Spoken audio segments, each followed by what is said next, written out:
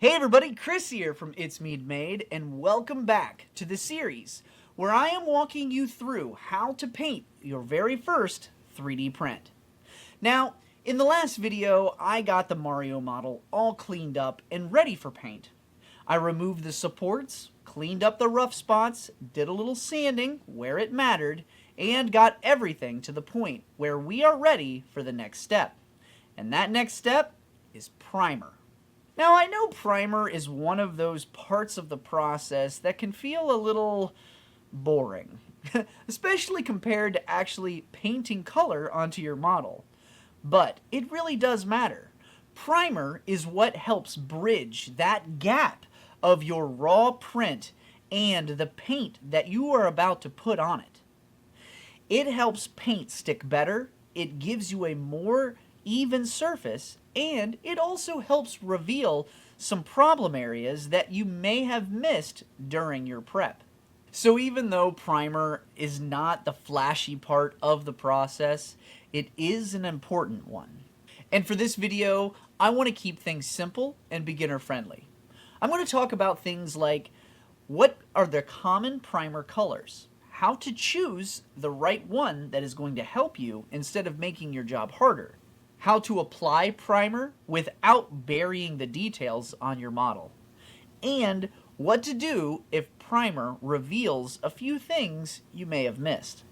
Alright, real quick. Now, if you want just a little bit of extra help with your painting, I put together a color mixing guide for your 3D printed models. It's a beginner-friendly guide that will help you understand color mixing, thinning your paints, and how to get the most out of the paints that you already have. Now, if you want this guide, you can go ahead and get it by the link down below in the description. And if you're also curious about all of the tools and supplies that we're using throughout this entire series, I've got those linked down below as well. All right, that's pretty much it. So let's go ahead and get back to this video. So let's start with primer color, because this one is one of the first questions a lot of beginners have. The most common primer colors you are going to run into are white, black, and gray. Now, yes, there are other colors out there, but for beginners, these are the main ones that you really need to understand. And the big idea here is really simple. Choose a primer that is going to help you, not one that is going to hinder you. And what I mean by that is this. The color of your primer can make the next steps easier or harder depending on the model that you are painting. White primer is helpful when you are working with bright colors, lighter tones, and anything where you want those colors to stay vibrant. If you are painting yellows, reds, light blues, and even skin tones, those are the bright colors where white primer can give you a really good start, because you are not going to have to fight those colors as much. Black primer can be really helpful for darker models or for projects where you want those deeper shadows in the recesses right from the start. It can also be really nice if the model has a lot of dark tones, metallics, or areas that if you miss those little tiny recesses, it's not going to stand out as much. But if you are trying to paint brighter colors over black, just know it might take you a lot more work to get that coverage. So gray primers is kind of the middle ground. It works well for a lot of projects, and if you're not sure of what to use, gray is often a safe place to start. It's neutral and it gives you a good look on the surface that usually plays nice with a wide color range. And for this Mario model, today I am going to be choosing gray primer, because Mario has a mix of lighter colors, brighter colors, and darker colors. I've got reds, blues, skin tones, browns, darker areas too. So instead of just choosing a primer that leans far in one direction, I want to go in the middle and choose gray, because it gives me a nice balanced starting point across all of the colors. It helps me see the model clearly, and it will let me move into those next paint layers without feeling like the primer is fighting me. Now, once you have your primer picked, the next thing is applying it. And this part is where I want beginners to keep one thing in mind: light coats. I'll say it again: light coats. You do not want to flood your model with primer. You do not want to go so heavy that you start filling in all of the details you worked hard to clean up. Primer should help reveal the model, not bury the model. So whatever primer method you are using, the idea is the same. Apply light, controlled coats and build coverage gradually. As you prime, rotate the model and check it from different angles. It is really easy to hit the obvious surfaces and miss those little spots tucked underneath or around tighter areas. So take your time, move around the model, and make sure that you are getting even coverage without overloading any one specific area. And then let it dry. That part matters too. Do not rush the coats. Give the primer time to settle.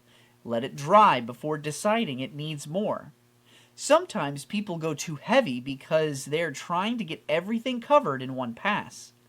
That is usually when details start disappearing and things get thicker than they need to be. Now here is something else that is really important to understand. Priming and sanding are a cycle. What I mean by that is the primer goes on. It often reveals stuff that you might have missed. You suddenly now notice there is a seam that did not stand out before.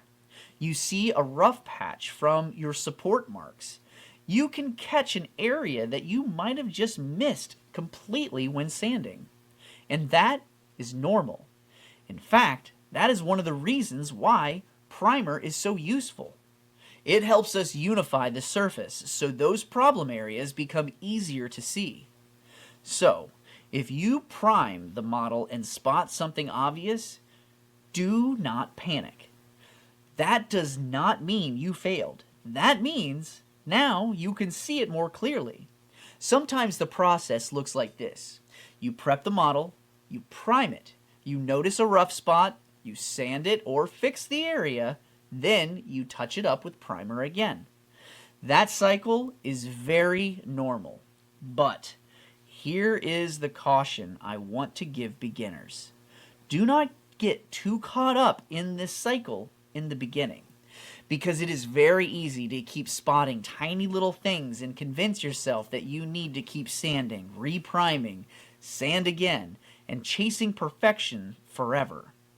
And before you know it, you're stuck in an endless loop and you never actually get to paint anything. So yes, priming and sanding is a cycle, but for your first project, do not let that cycle trap you. Fix the obvious stuff. Fix the things that are really going to matter. But do not feel like every tiny little flaw has to disappear before you can move on. The goal is not perfection. The goal is paint ready. And that is the really important mindset for this entire series. I'm trying to help you get a win and trying to help you build that confidence. And I'm trying to help you actually finish your first painted 3D print. That actually matters more than sanding a little spot 10 times and never moving forward.